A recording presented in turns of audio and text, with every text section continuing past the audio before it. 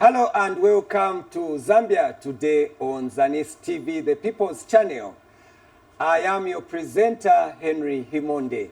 Now, the Bank of Zambia recently announced the introduction of a new family of banknotes and coins that will be effected on 31st March 2025. Recently, various teams from the central bank are out in the field across all provinces, sensitizing members of the public on the introduction of the new notes and coins. Now, to help me look more on this subject, I have with me in the studio the Assistant Director for Currency Management from the Bank of Zambia, Mr. Raphael Piri. Mr. Piri, you are welcome to Zambia today. Thank you very much. Yeah, how is the central bank? Well, the central bank is good. Like you've mentioned, we're busy undertaking sensitization campaigns countrywide. Busy is the word. I've actually noted that you have a number of people out there in the field.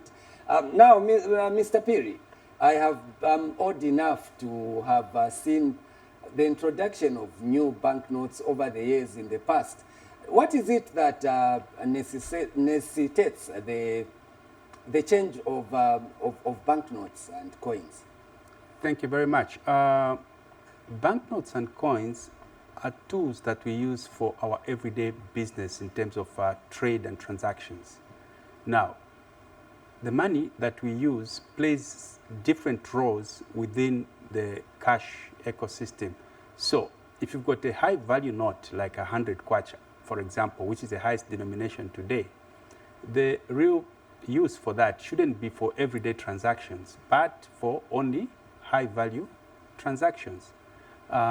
It's supposed to be more of a store of value and for purchases for high value transactions. Now, over time, since the 100 kwacha was introduced, it has become a banknote that is transacting the largest within the cash ecosystem. It's now accounting for about over 70% of the banknotes in circulation, or the currency in circulation by value. Secondly, when you have banknotes, you have to ensure that they are well secure. So the security of the banknotes is an important item that you look at when you have to circulate them in the general public to maintain the integrity of the currency. So you are aware that our currency currently has been in existence for maybe the last 20 years or so. Now, over this time period, clearly this design is no longer adequate for the current security requirements for a banknote. So that's why it's another reason that we are changing the family with a new design and also to have a refreshed design. Thirdly, whenever we are using banknotes, what we see is that we get feedback from the general public, okay?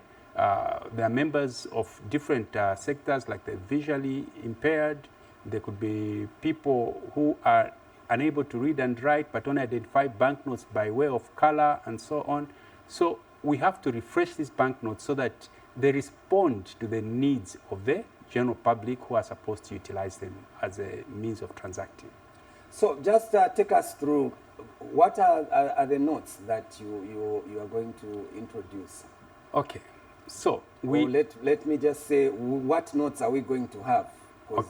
Yes. The family of banknotes now is going to be the lowest being a 10 kwacha, then a 20, followed by 50, 100, and then we have two new banknotes we're introducing, which is a 200 and the 500 kwacha. Then in terms of coins?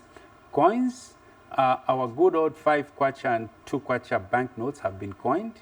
So the largest coin now is going to be 5 kwacha coin, then a 2 kwacha coin, the 1 kwacha, 50 ngwe, 10 ngwe, and the 5 ngwe. Perhaps one would want to find out, is it necessary for us to have the 10 ngwes and 5 ngwes in circulation, Mr. Piri?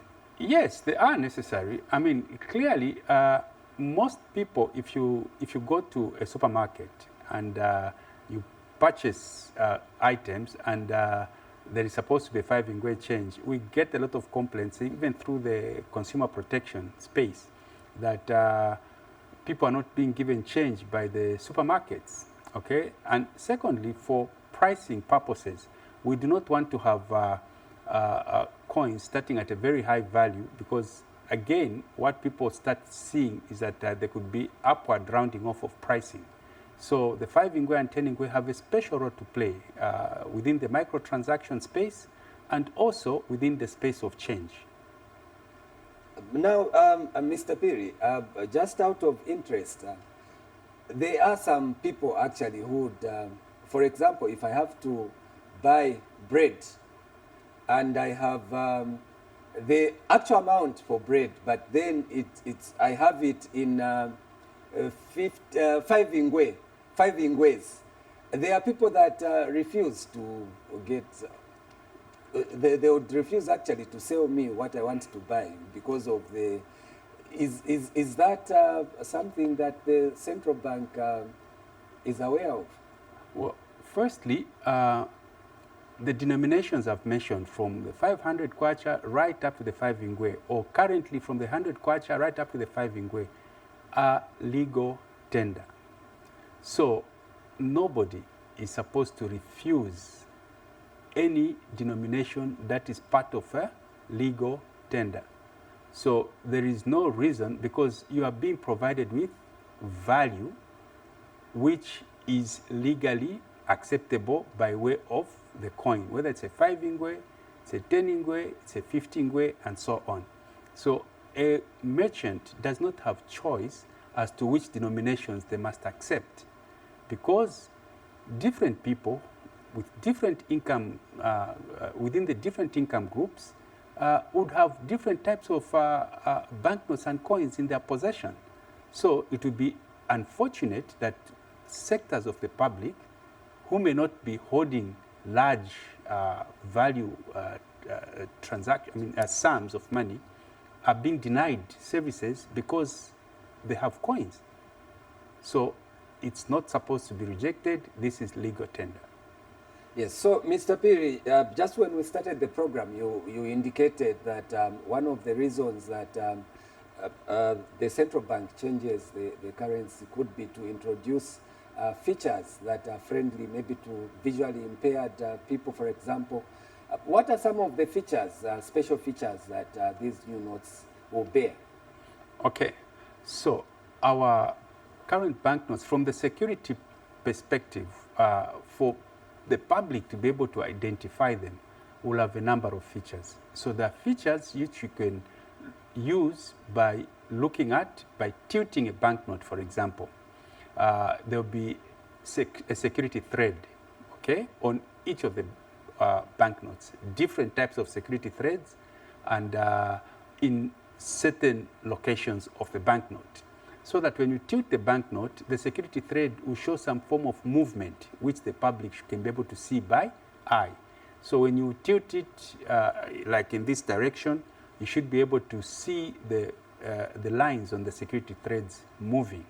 So you know that this is a genuine banknote. Secondly, there will be other features which, again, when you tilt the banknote, like somewhere on top of the banknote, you see some color shifting features, which we call the optical variable inks. So the ink can change maybe from gold to green, or the ink will be seen to be moving. There will be like a Zambian flag, a Zambian map, and a coat of arms at the bottom of this feature. So once you tilt the banknote again, you see either the color shifting, or you see some kind of image moving from the top to the bottom of the map, right up to the bottom of the coat of arms feature.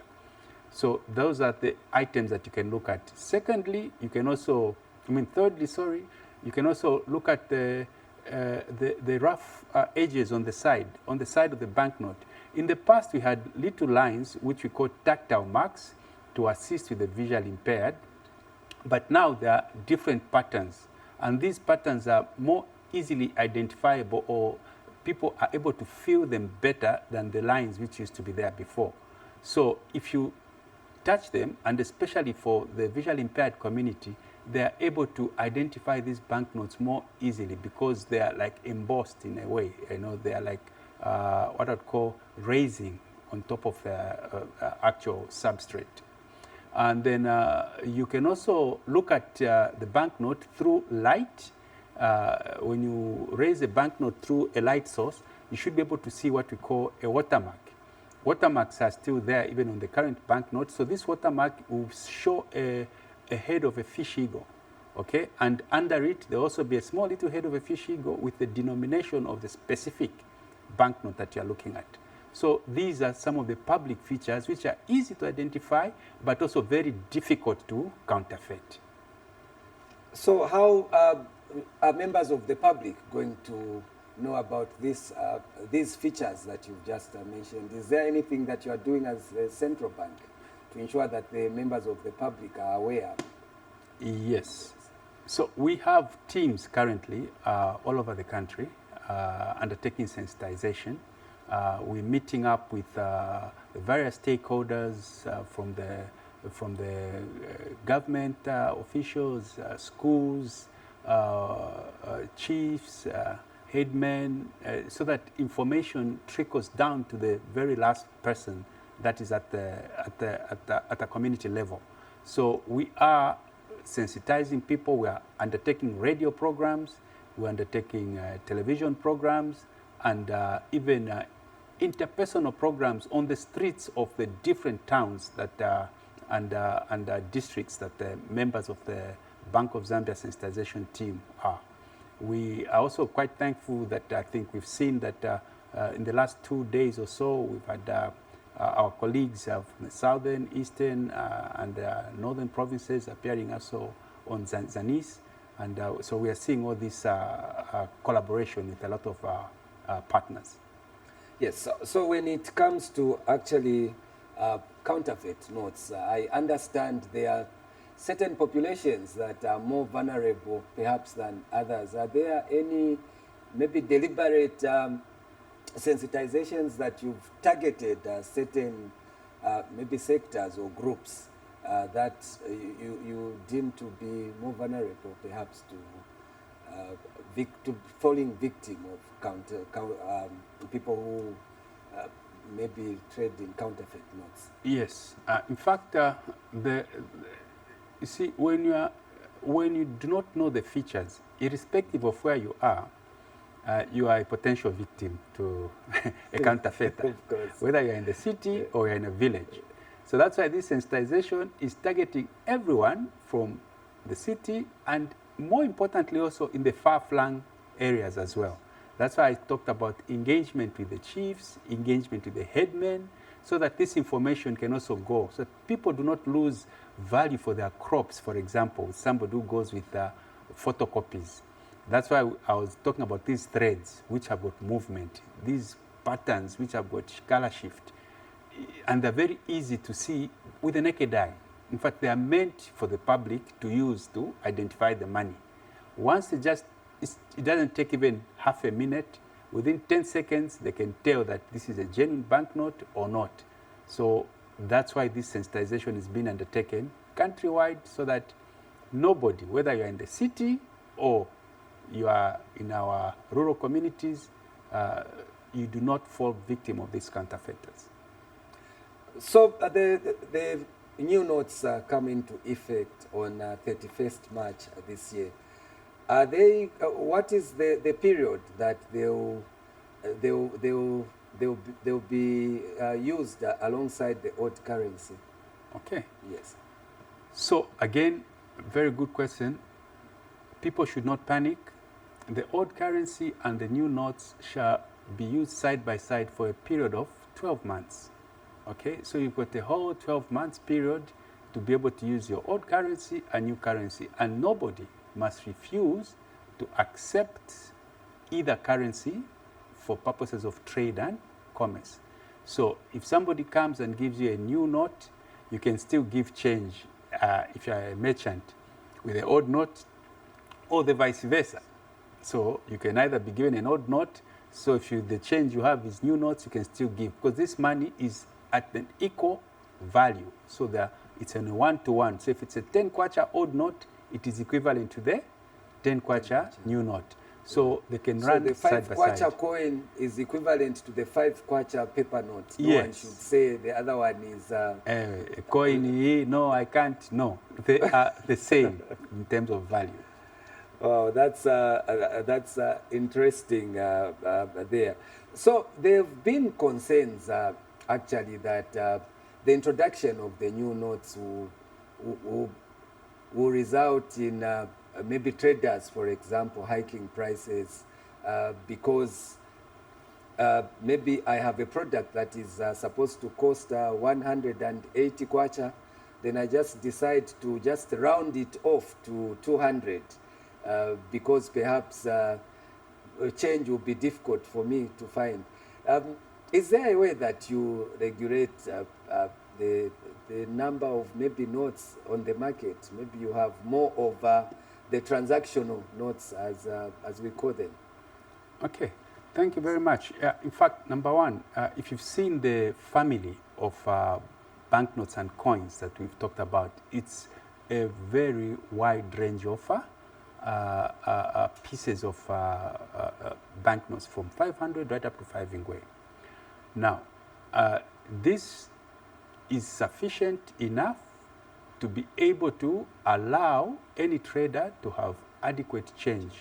So the idea is that all the denominations, what the bank does, one of the issues that you must be looking at is that our interest is for the banknotes are public goods. This is something that is used for the public. So we ensure that all denominations for the various types of transactions are available. Like I said, you have banknotes for high value transactions, which would be maybe 500 and 200. If you're going to buy goods which are costing a high amount of money. You've got the normal banknotes for the everyday transactions, which are highly circulating now, which is a 50 kwacha and the 100 kwacha. And then you've got banknotes for low value transactions and also for change, which are what? 10 kwacha and what? 20 kwacha. So you can go and buy your tomato on the side of the road, your jiggies for the children, within those amounts. In fact, even with a 5 kwacha. So for the coins, even the micro transactions, for very, very small transactions, there's a lot of things that you can buy for 2 kwacha, for 1 kwacha. Somebody can go and buy 1 banana, 2 bananas. I know bananas sometimes buy 5 kwacha on the road. So that micro transaction, the 5 kwacha must be there. So there should be no good reason for anybody to say, oh, I don't have this change. So the idea is for us to provide what we call an optimal denominational mix within the market for people to be able to trade. So, Mr. Piri, there are people in far-flung areas where perhaps the banking sector has not reached, and they keep their monies maybe in their homes. There are now village banking groups that just have a safe somewhere where they keep their monies. With the introduction of new notes, are they able to go to a bank and perhaps trade in the old currencies for the new ones? Yes, thank you. In fact, all financial service providers are supposed to be able to exchange cash for either their customers or for the unbanked. There will be exchange points where everybody should be able to go and exchange. In fact, this exchange should even assist these people. For example, if I've got 50,000 kwacha, out of my village banking earnings or something, even when I take it to the bank, I may not need to come out with a whole 50,000 kwacha. You can now speak to the bank to open an account for you, an appropriate account that meets your needs, okay? And banks have a lot of these products. So for the small depositors, large depositors, and so on. So it's also an opportunity for banks to be able to get people into the financial sector. So definitely, even if you don't have an account, you are able to go and exchange money. Even within the course of trade and commerce, when you go, you have your money, you go and buy goods. The shopkeeper, once he has a lot of money, he will take it to his bank. At that point, it's also an avenue for you to be able to exchange your money with the goods and services. So there will actually be a natural transition. There will be a natural transition, and I think the period that has been provided should be adequate for a natural transition to take effect. Coming back to sensitization programs, the last time, Mr. Piri, we had, I'll give you a personal experience. Yes, the sir. last time we had, we actually had a change of currency, or it should have been around 2013, somewhere there. Rebasing, yes. Yes, rebasing, actually. It was actually rebasing, yeah, where we were knocking off some zeros. I happened to have traveled to Shangombo district, and to my surprise there, they were like, it was actually after almost the expiry of the period that was given to exchange, and I found people using odd notes there. So my question now just comes in: how wide is the sensitization program that you have put in place to ensure that no one remains behind? Good. It's a very wide-reaching sensitization program. We have, like the example again of Shangombo, we have teams in Western Province, specifically undertaking sensitization within the Western Province, starting from Mongu, Senanga, Lukulu, you can talk about Kalabo, Sioma, Senanga, and right up to Shangombo. So yes, I know that it does happen sometimes that a few people who are sitting within certain locations may not have that information during this first sensitization plan, but this will be a continuous process. And the sensitization we are working with is talking to people in the language that they understand. So even the people from the bank who are going to these locations are speaking to people in the language that they understand, so that there is no ambiguity, there is no one being left behind. So Shangombo, yes, it's been covered. Talk about Luampa or other areas that are considered to be outside the mainstream road networks, they are all being considered.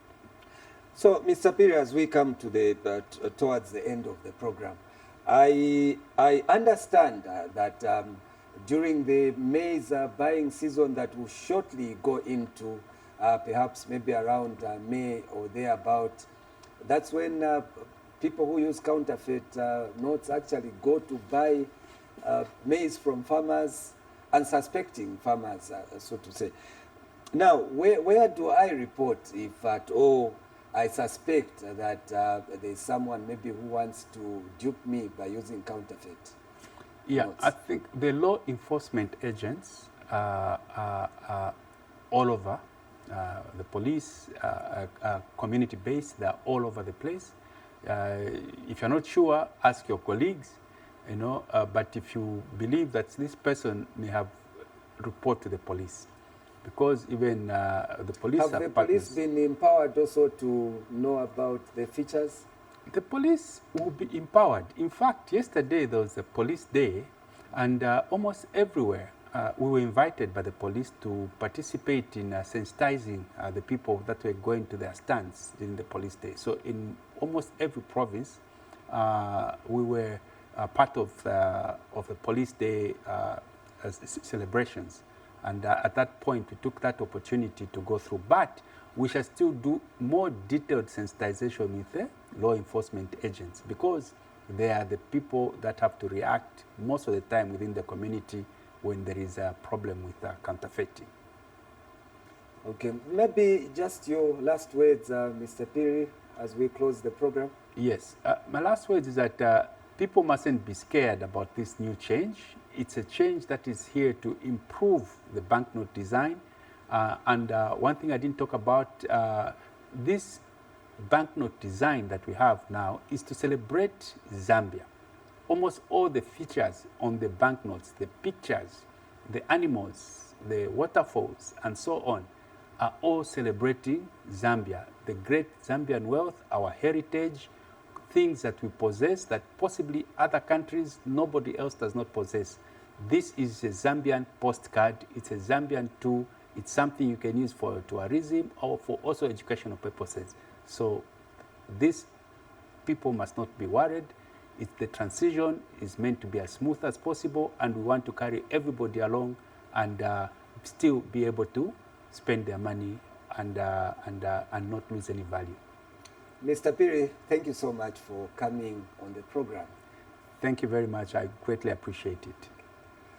Well, viewers, thank you so much that you could stay with us. We were speaking to the Assistant Director for Currency Management from the Bank of Zambia, Mr. Raphael Piri, looking at the introduction of the new family of banknotes that will come into effect on 31st March 2025.